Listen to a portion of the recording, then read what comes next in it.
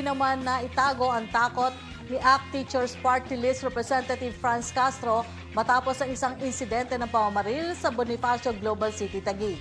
Sa kanyang pahayag, ikinuwento ni Castro na pasado alas 11 ng gabi habang nakasakay siya sa pribadong sasakyan, 2 pulis mula sa mobile patrol car ang bumaba at hinabol ang isang lalaking sakay ng motorsiklo. Bigla na lamang pinaputukan ng isa sa mga pulis ang rider dahilan para hilahin siya ng kanyang mga kasama at patumbahin sa sakyan para sa kanilang kaligtasan.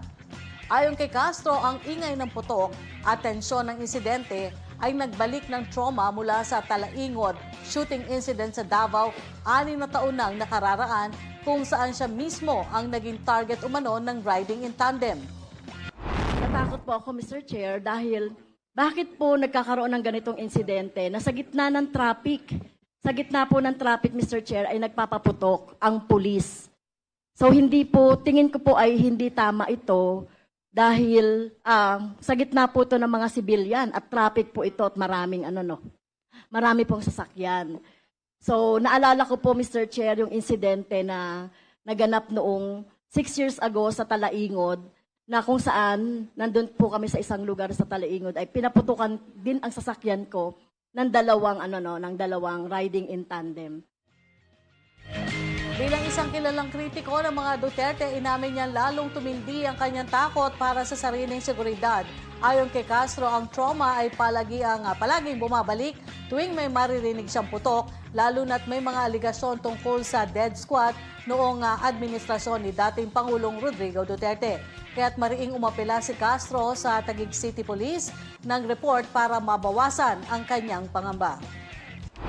Kaya po, Mr. Chair, tinitake ko po ito kung hindi po magkakaroon ng police report na kung ano man po itong insidente na ito, tinitake ko po ito as personal threat sa aking seguridad. Dahil alam niyo naman po, Mr. Chair, di ba, minsan na po akong pinagbantaan ng dating presidente Duterte at sa araw-araw na pagsasalita din ng Vice President Sara Duterte ay sinisingle out. Kaya po, Mr. Chair, gusto po sana na magkaroon na ng full incident report or police report sa nangyari kahapon doon sa BGC. At maituring po ito na makonsider itong serious.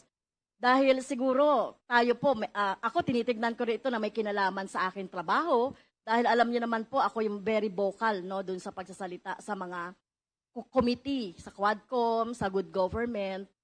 Kaya po sana po ay mapatawag natin ang station commander, i-report itong insidente na ito at yung 2 pulis, yung isa doon ay nagpaputok. So hindi dapat nangyayari yan, lalong-lalo na sa gitna ng mga sibilyan.